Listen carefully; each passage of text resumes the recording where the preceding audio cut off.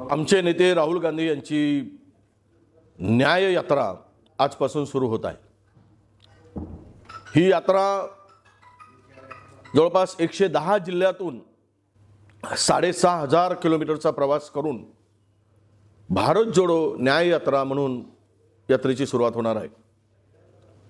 न्याय यात्रा यासाठी की महिलांवरील अलीकडे वाढलेले अन्याय अत्याचार हे पराकोटीचे आहेत। मणिपूरमध्ये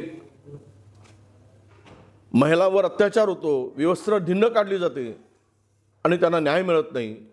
मग न्याय मागायचा कोणाला? हे सरकार न्याय देऊ शकत नाही। BHU मध्ये भारतीय जनता पक्षाच्या IT सेलचे प्रमुख हे बलात्कार करतात, सामूहिक बलात्कार करतात विद्यार्थिनीवर। 2-2 महिने त्यांच्यावर कारवाई होत नाही। न्याय मागायचं कुठे? बिल्किस बानोच्या प्रकरणामध्ये सुद्धा 11 जणांनी बलात्कार केल्यानंतर त्यांना मोकाट सोडलं गेलं। सर्वोच्च न्यायालयाने त्यामध्ये निर्णय दिल्यामुळे आज ती न्यायाची अपेक्षा आम्हाला करता आली।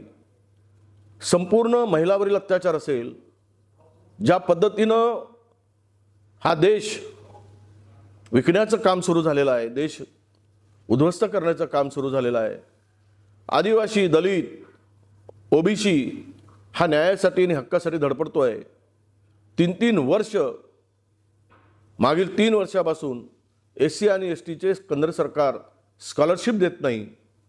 त्यांनी न्याय मागायचं कोणाकडे?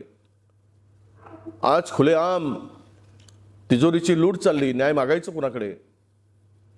सामान्य माणसाला जगणं कठीण झालंय, त्यांनी न्याय मागायचं कुठे, कोणाकडे? म्हणून ही न्याय यात्रा परिवर्तन करेल आणि या देशातील जनतेला न्याय देईल, यासाठीच आमचे नेते राहुल गांधी यांनी ही यात्रा सुरू केलेली आहे। ही परिवर्तनाची नांदी ठरावी, ह्याच आमचा संकल्प आहे।